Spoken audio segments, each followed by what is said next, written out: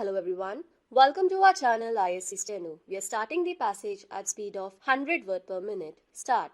Mr. Vice Chairman, Sir, I rise to support the 6th schedule to the Constitution Bill 1988, which is brought on the floor of this House. Sir, it is a welcome measure in the right direction. This bill seeks to develop more powers to the district councils. Sir, in the district councils, the members are the tribals. Sir, the founding fathers of the Constitution of India, through their wisdom and political foresight, recognized the very delicate sentiments, culture, and traditions of the tribals. They foresaw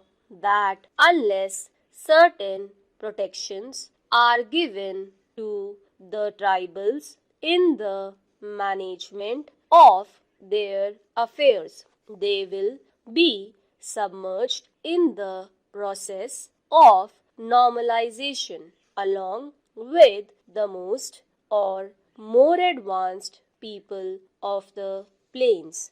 This aspect was recognized not only by the founding fathers of the Constitution but by the alien rural as well. According to 1937 Act, certain areas of Assam in the northeastern region were kept excluded to be looked after by the governor.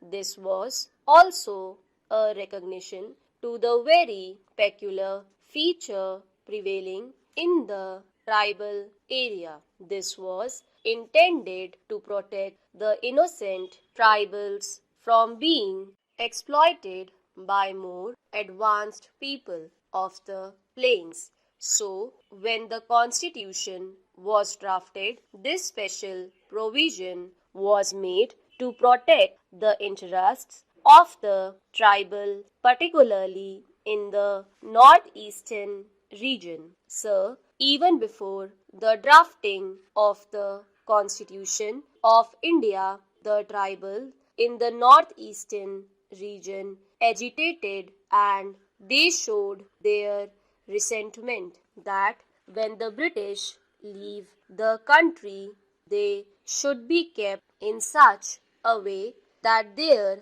culture and their tradition are safeguarded.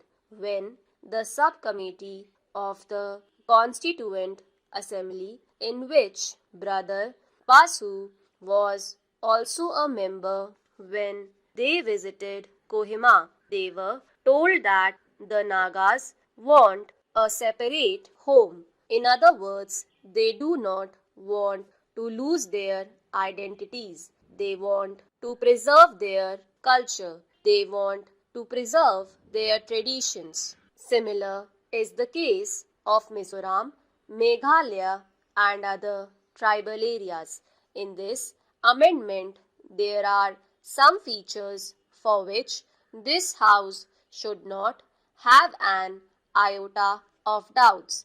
If you just look at the face of the bill, a question would arise that when the entire state is predominantly tribal, why should we have tribal councils? That even among the tribals, there are some minorities within tribals who have to be cared. When we devolve powers in the district councils or at the grassroots levels, it clearly shows the intention of the government to extend the democratic process even at the grassroots level, so that this would give more opportunities to the people for deeper involvement in the scheme of things in the whole country. If we all the time look at the tribals as backward, and if we do not give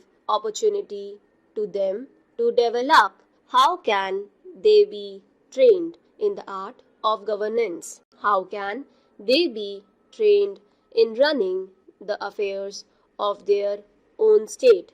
I feel that devolution of more powers to the local self-government, especially in the tribal areas, is a very welcome feature and is in the right direction.